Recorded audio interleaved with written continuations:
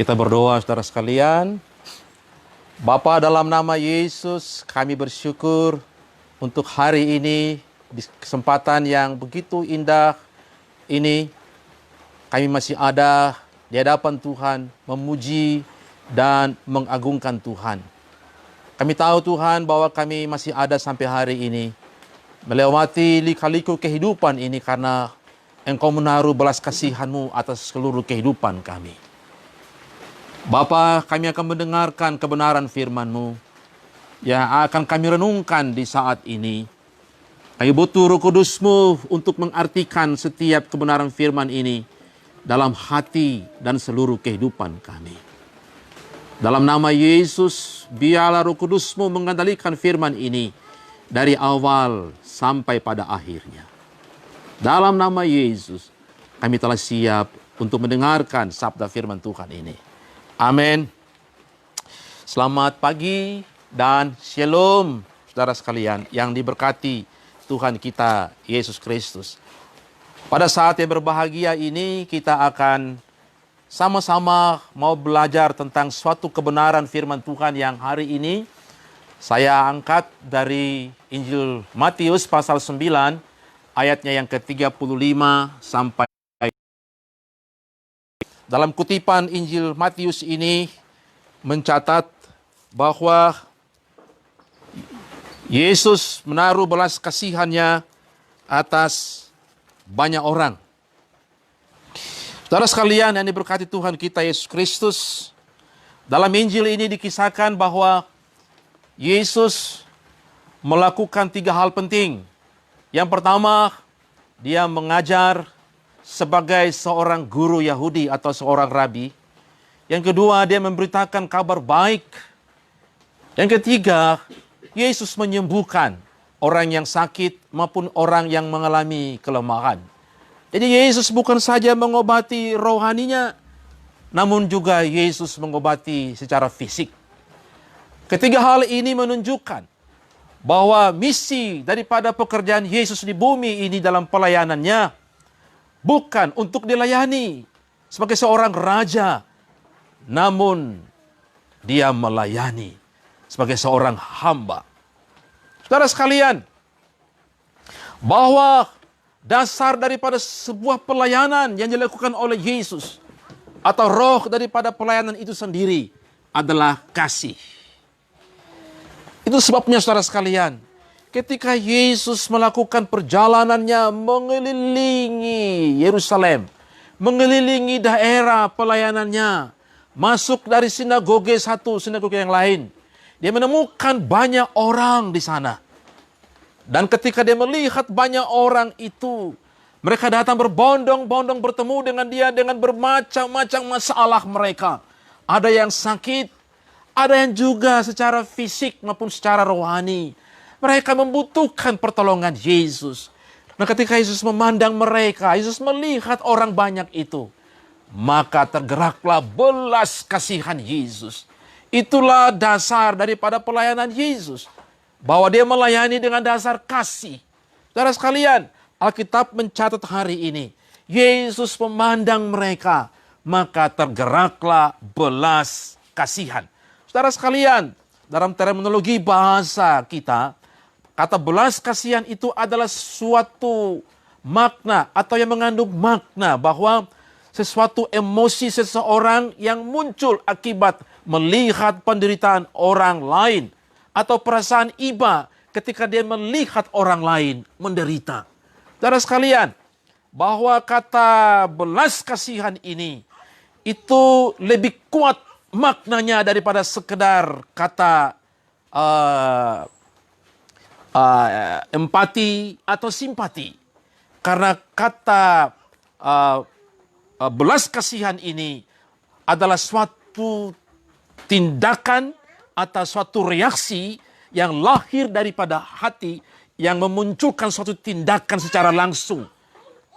Jadi saudara sekalian, ketika Yesus memandang mereka dan timbul belas kasihan, itu bukan sekedar simpati atau empati, tapi sesuatu yang lahir daripada hatinya yang paling dalam, yang akan mendorong dia untuk melakukan segala sesuatu ketika dia melihat adanya penderitaan, adanya kesusahan, ketika dia melihat ada orang-orang yang betul-betul membutuhkan pertolongannya. Itulah dasarnya ketika Alkitab mencatat kepada kita hari ini.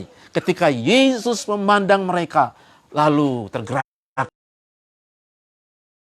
Kalian, siapa yang mendapat belas kasihan daripada Yesus? Yaitu mereka orang-orang Yahudi. Yaitu mereka orang-orang berkebangsaan Israel. Siapakah mereka?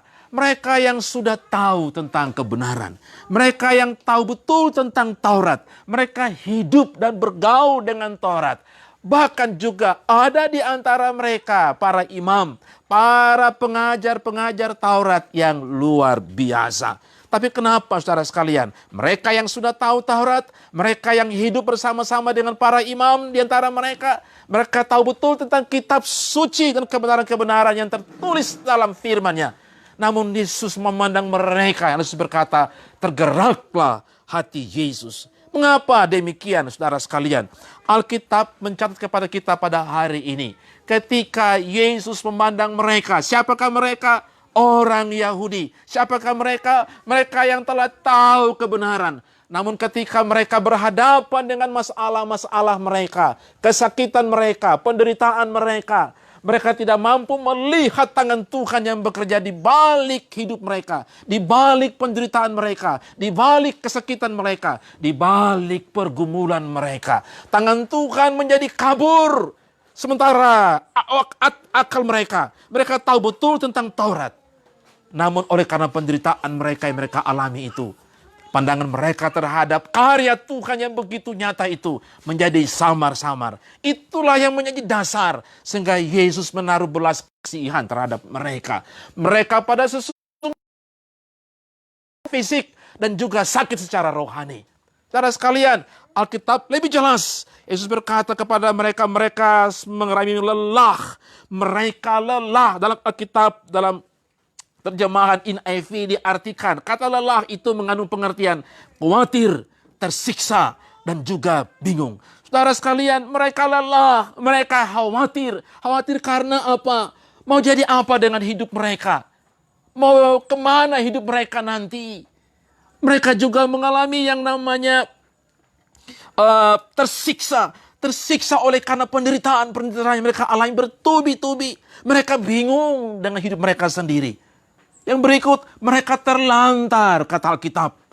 Kata terlantar dalam pengertian Yunani, saudara sekalian, menuju kepada orang mabuk parah misalnya, atau orang sakit parah, yang tergeletak di tepi jalan, yang seharusnya mendapat pertolongan, namun tidak ada orang yang menolong mereka. Sekali lagi, mereka terlantar. Kata pengertian terlantar seperti orang mabuk parah. Dan juga orang menderita sakit parah. Lalu mereka tergeletak di tepi jalan. Mereka seharusnya ditolong. Tapi tidak ada orang yang menolong mereka.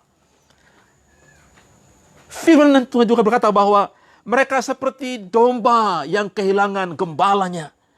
Saudara sekalian, dalam Mazmur pasal 23, bahwa gada dan tongkatmu itulah yang menghibur aku. Bahwa di tangan gembala itu harusnya ada dua, saudara sekalian.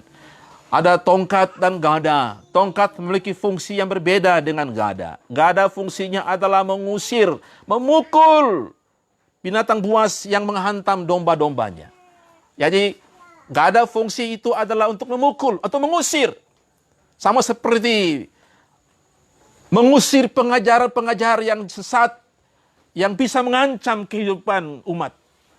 Dan tongkat fungsinya bukan sama seperti sebuah gada.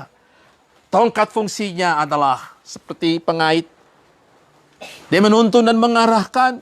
Sekaligus juga jikalau ada domba yang masuk dalam tepi batu, lubang batu atau jurang yang paling dalam, tongkat berfungsi untuk menarik kembali domba yang tersesat itu. Tongkat fungsinya mengarahkan untuk mengembalikan kepada jalan yang benar.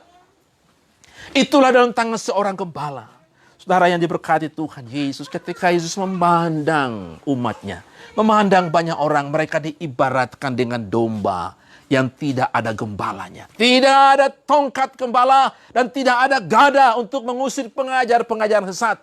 Sama seperti yang terjadi akhir-akhir ini dalam kehidupan bergereja kita. Saudara sekalian yang diberkati Tuhan kita Yesus Kristus.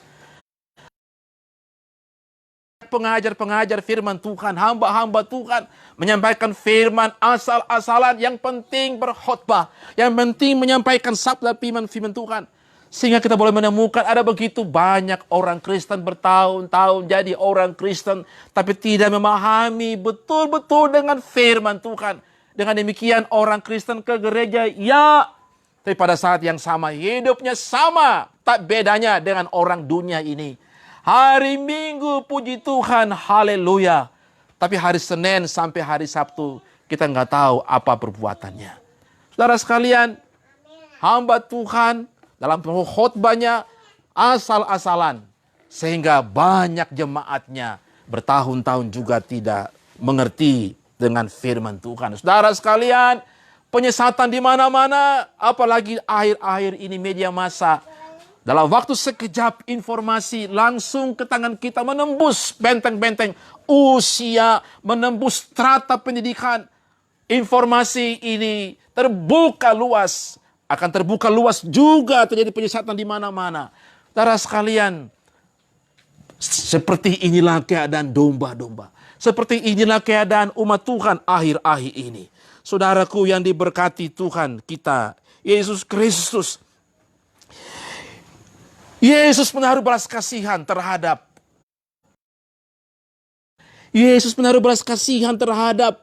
banyak orang karena mereka tidak mampu melihat tangan Tuhan bekerja di balik penderitaan mereka.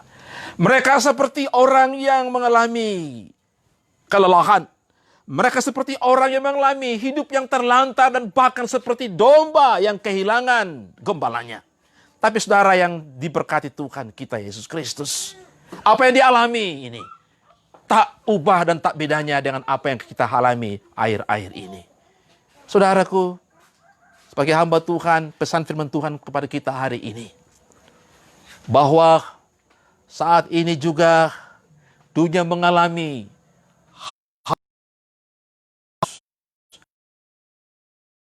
corona yang melanda dunia hari ini. Banyak hal berubah. Banyak hal yang kita alami ini mengalami perubahan-perubahan. Banyak hal yang tidak dapat kita prediksi terjadi akhir-akhir ini. Bahkan ada banyak penderitaan di mana-mana. Ada banyak mana. Tapi hari ini pesan firman Tuhan kepada sebagaimana tertulis dalam 2 Tawarik pasal 16 ayat 9. Mata Tuhan menjelajah seluruh bumi untuk melimpahkan kekuatannya kepada mereka yang bersungguh-sungguh hati dengan Dia. Saudara sekalian, 2000 tahun yang lalu Yesus berkeliling di sekitar Yerusalem, hanya di sekitar kalangan Yahudi. Tapi hari ini Roh Kudus dicurahkan bagi seluruh dunia. Mata Tuhan mengelilingi seluruh dunia, melihat seluruh dunia. Bahkan dalam 1 Petrus pasal 3 ayat 12, sebab mata Tuhan tertuju kepada orang-orang benar dan telinganya kepada permohonan mereka yang minta tolong.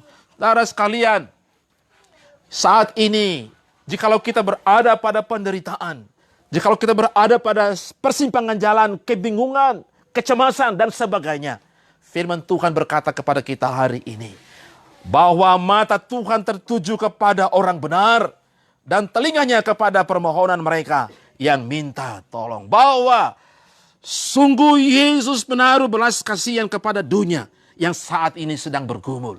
Saudara dan saya yang terus bergumul dari hari lepas hari. Saat ini, secara khusus kita yang ada di Indonesia, kita boleh melihat angka pertumbuhan statistik penyebaran virus corona ini belum berhenti. Pada saat yang sama, pemerintah ini mengeluarkan keputusan untuk hidup new normal.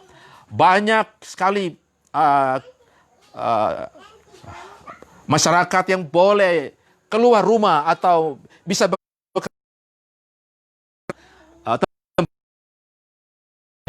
dibuka. Tetapi memang betul kita tetap berada dalam mengikuti standar protokol dan sebagainya. Tapi saudara sekalian yang diberkati Tuhan kita Yesus Kristus, bahwa sungguh Yesus menaruh belas kasihan kepada kita. Bahwa apa yang kita alami hari-hari ini, mungkin kita beraktivitas takutan. Kalau kita tidak bekerja, siapa yang memberi nafkah kepada kita makan? Kita boleh bekerja oleh karena terpaksa kita harus bekerja. Namun dalam kecemasan dan ketakutan di mana-mana, tetapi sebagai hamba Tuhan, pesan firman Tuhan hari ini kepada kita, saudara dan saya, bahwa mata Tuhan tertuju kepada setiap orang-orang benar. Bahwa Allah dalam diri Yesus Kristus menaruh belas kasihannya atas dunia, atas seluruh kehidupan kita. Belas kasihan Tuhan ini bukan sekadar hadir bagi orang-orang Yahudi, namun belas kasihan Tuhan juga menembus batas ruang dan waktu sampai kepada saudara dan saya dimanapun kita berada. Allah menaruh belas kasihannya atas kehidupan kita, dan tindakan konkret, tindakan real, tindakan nyata daripada Allah mengasihi kita ini, Allah menaruh belas kasihannya atas kehidupan kita ini ketika Ia meminta para murid berdoa kepada Tuhan supaya mengirim penuai. Saudaraku, mengapa para murid diminta supaya berdoa? Bukankah Tuhan sendiri yang bisa memerintahkan supaya kalau bisa ada banyak penuai? Tapi kenapa Yesus meminta para murid supaya mereka berdoa, supaya Allah mengirimkan penuai-penuai untuk menuai banyak tuaian ini? Saudara, problem sekarang ini bahwa kita tidak kekurangan tuaian. Ada begitu banyak tuaian, tapi kita kekurangan penuai. Saudara sekalian, Yesus menunjuk langsung kepada para murid supaya mereka berdoa untuk meminta penuai. Karena untuk pekerjaan ini, untuk misi ini dimulai daripada para murid. Untuk misi penuaian ini tidak dari tempat yang lain, tidak daripada orang lain, dimulai dari murid Yesus. Untuk menjadi penuai jiwa ini dimulai daripada misi. Untuk mewujudkan belas kasihan Tuhan bagi jiwa-jiwa yang hidup sama seperti tuaian ini, harus dikerjakan oleh para murid. Dikerjakan oleh saudara dan saya. Itulah sebabnya saudara sekalian. Saudaraku, dalam dunia akhir-akhir ini, kita boleh melihat ada banyak orang hidup seperti tuaian. Dia tidak hidup bukan seperti penuai. Ada banyak orang hidup untuk dilayani. Maka ketika kita boleh melihat wabah virus corona melanda di mana-mana ini, ada begitu banyak orang berteriak minta untuk dilayani. Sehingga tidak heran kita boleh melihat protes di mana-mana, kritik di mana-mana, tanpa solusi apa-apa. Saudaraku, kita dipanggil bukan untuk jago kritik, untuk jago protes. Saudara, tapi kita dipanggil untuk menjadi pelayan di tengah-tengah kesulitan dunia yang hari-hari ini kita alami. Saudaraku yang diberkati Tuhan kita Yesus Kristus, Allah begitu mengasihi saudara dan saya. Dia menaruh belas kasihannya atas saudara dan saya. Dia memanggil kita, memanggil saudara dan saya untuk mewujudkan belas kasihannya. Dia memanggil saudara dan saya sebagai gerejanya, hamba-hambanya, untuk mewujudkan isi hatinya, untuk mewujudkan kasih Allah itu, untuk mewujudkan belas kasihan Allah itu bagi dunia. Untuk itulah saudara dan saya dipanggil untuk menjadi pelayan-pelayan.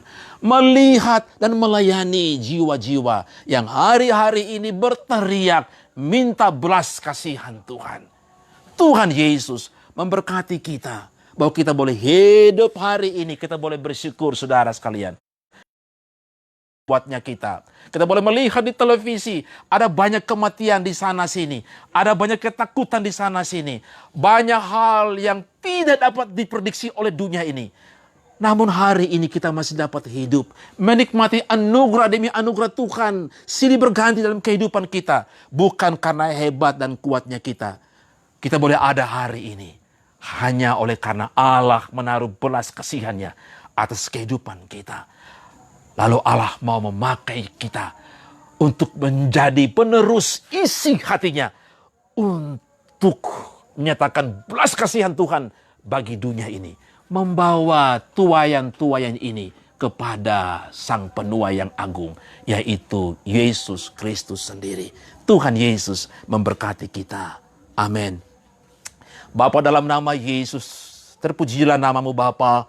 Hari ini kami sudah boleh mendengarkan sabda firman Tuhan, bahwa Engkau begitu mengasihi kami, maka Engkau menaruh belas kasihan-Mu atas dunia dan atas seluruh kehidupan kami.